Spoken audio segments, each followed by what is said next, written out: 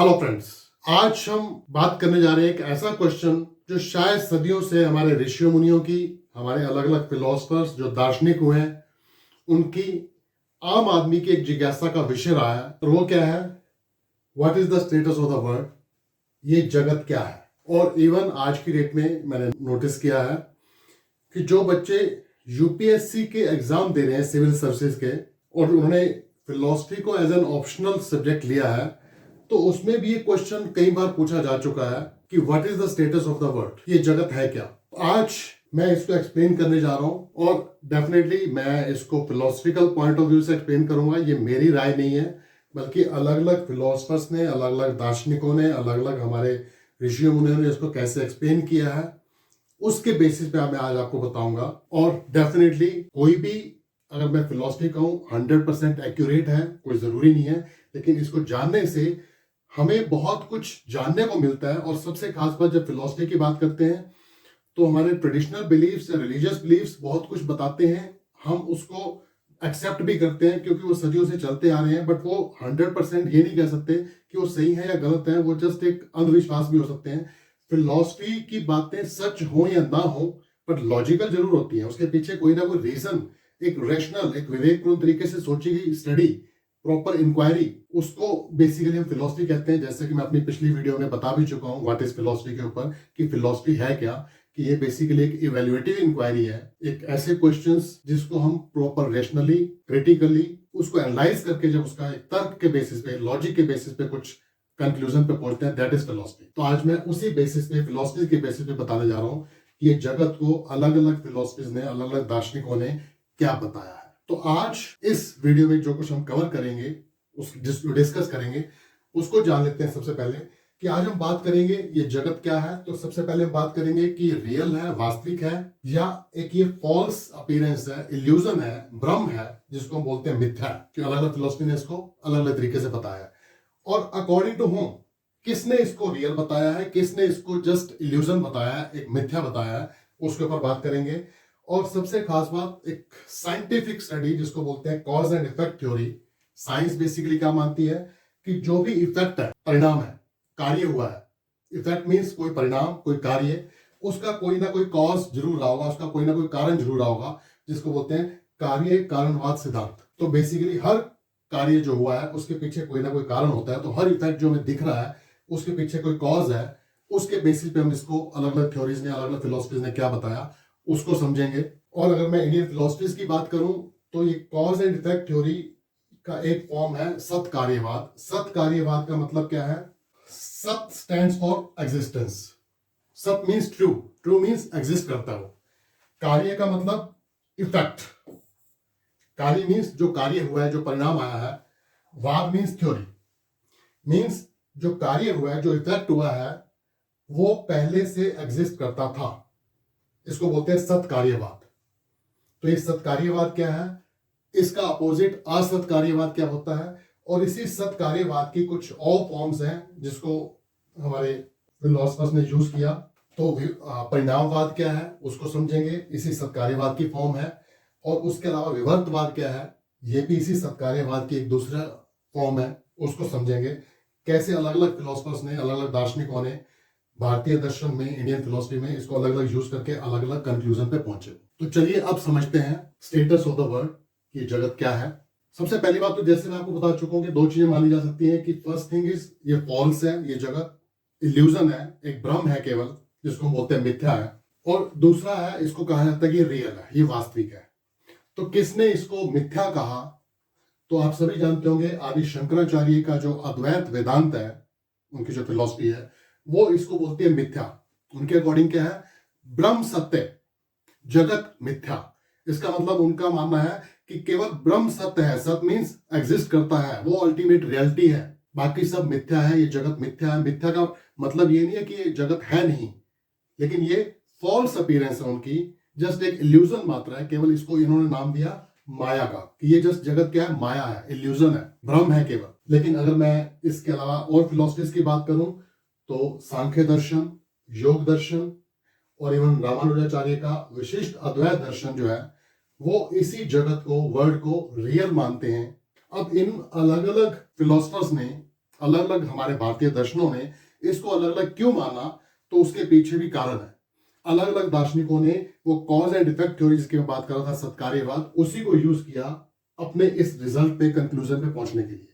तो अभी हम जानते हैं कि बेसिकली सत्कार्यवाद क्या है। तो सत्कार्यवाद again cause and effect theory है।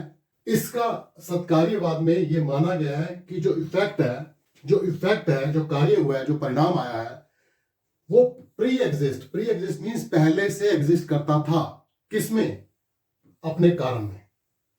यानी कि जो कारण हुआ, उस कारण के अंदर पहले से जो कार्य परिणाम निकला है वो पहले से मौजूद था। जैसे कि फॉर एग्जाम्पल बात की जाए, एक सीड है, बीज किसका कारण होता है? एक प्लांट का, एक पौधे का, एक ट्री का। तो वो जो ट्री है या प्लांट है, इनके अकॉर्डिंग वो ट्री या प्लांट अपने सीड के अंदर, अपने कारण के अंदर पहले से मौजूद था। इस सीड में से ही वो परिणाम निकलता है। मीन्स ये जो इफेक्ट आप देख रहे हैं, प्लांट क्या है? एक इफेक्ट है, एक कार्य हुआ, परिणाम। और सीड क्या है? उसका कारण है। तो इनके अकॉर्डिंग, सत्कार्यवाद के अकॉर्डिंग, ये जो प्लांट बना, मीन्स जो इफेक्ट देखने को मिल रहा है, वो पहले से अपने कॉज के अंदर, अपने कारण के अंदर एग्जिस्ट करता था। इसी को बोलते हैं सत्कार्यवाद। अब जैसे हम बात कर रहे हैं सत्कार्यवाद की, जिस चीज का अपोजिट क्या होता है? असत्कार्यवाद। असत्कार्यवाद का मतलब क्या है?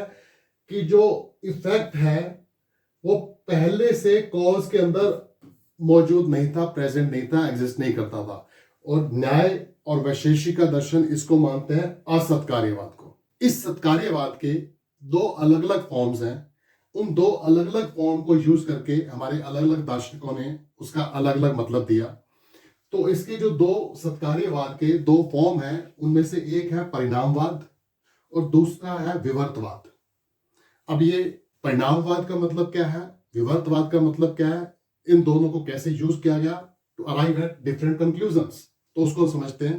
तो हम एक एक चीज को समझते हैं। सबसे पहले हम बात करते हैं परिणामवाद की। तो परिणामवाद की जब मैं बात करता हूं, तो परिणामवाद का मतलब है रियल ट्रांसफॉर्मेशन। रियल ट्रांसफॉर्मेशन का मतलब, तो परिणामवाद का मतलब क्या है?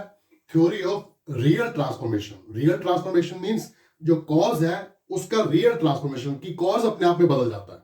Effect is real transformation of cause. जो कॉज है, बेसिकली कॉज जो है उसका रियल ट्रांसफॉर्मेशन इफेक्ट है। मीन्स कॉज रियल है तो इफेक्ट भी रियल ही होगा।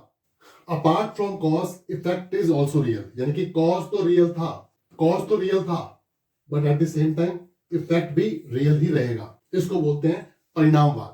कि मीन्स जैसा कॉज था, कारण था, वो रियल था, तो उसमें से जो इफेक्ट पैदा होगा, परिणाम होगा, वो भी रियल ही रहेगा। तो इसको जिसने एक्सेप्ट किया, सपोर्ट किया, वो थे सांख्य दर्शन, योग दर्शन और रामानुजाचार्य का विशिष्ट अद्वैत वेदांत। तो सांख्य दर्शन बेसिकली क्या मानता है? सांख्य दर्शन मानता है प्रकृति। जो सांख्य दर्शन आप जानते होंगे, ड्यूलिज्म फिलॉसफी है। Dualism means द्वैतवाद। वो मानती है कि अल्टीमेट रियलिटी क्या है? दो है। वो दो रियलिटी क्या है?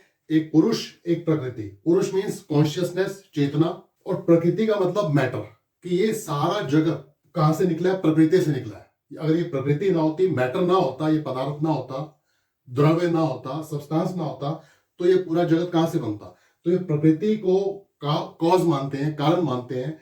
और प्रकृति रियल है, तो इसमें से जो इफेक्ट प्रोड्यूस होगा, जो मैनिफेस्टेशन होगी प्रकृति की, जो प्रकट होगा, वो जगत होगा। मीन्स जगत पूरा प्रकृति से बना हुआ है।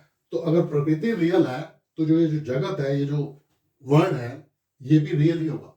तो इनकी थ्योरी क्या है? प्रकृति कारण है, कारण रियल है, वास्तविक है, तो उसमें से जो इफेक्ट देखने को मिल रहा है जगत, वो भी अपने आप में रियल है। क्योंकि ये किस पे बिलीव करते हैं? थ्योरी ऑफ रियल ट्रांसफॉर्मेशन, की कॉज ही अपने आप में इफेक्ट में बदल जाता है। तो इसको बोलते हैं परिणामवाद। इसी थ्योरी को बेस बनाया रामानुजाचार्य ने भी। उन्होंने भी इसी थ्योरी को सपोर्ट किया, लेकिन उनके अकॉर्डिंग जो कॉज है, कारण जो है, वो क्या है? प्रकृति नहीं है, बल्कि उसका कारण है ब्रह्म। ये ब्रह्म में से पूरी जगत बना है। क्योंकि ब्रह्म रियल है, तो उसका जो इफेक्ट होगा, जगत, वर्ल्ड, वो भी रियल ही होगा। तो दोनों ने कंक्लूजन तो एक ही दिया कि जगत रियल ही है। सांख्य दर्शन क्योंकि प्रकृति और पुरुष को मानता है, तो उसने कहा प्रकृति कारण है और प्रकृति रियल है, तो जगत भी रियल है। लेकिन रामानुजाचार्य ब्रह्म को मानते हैं। उन्होंने कहा ब्रह्म ही सत्य है, ब्रह्म में से ही जगत बना है और ब्रह्म रियल है, तो जगत भी रियल ही होगा। तो इसलिए सांख्य दर्शन की थ्योरी को बोला जाता है प्रकृति परिणामवाद। मीन्स ये परिणाम जो आया है वो प्रकृति से आया है। और जो रामानुजा का अद्वैत, विशिष्ट अद्वैत है, वो ब्रह्म को कॉज मानते हैं, कारण मानते हैं, तो उनकी फिलॉसफी को ब्रह्म परिणामवाद माना जाता है। लेकिन इन दोनों फिलॉसफीज के अकॉर्डिंग जगत क्या है? जगत रियल ही है।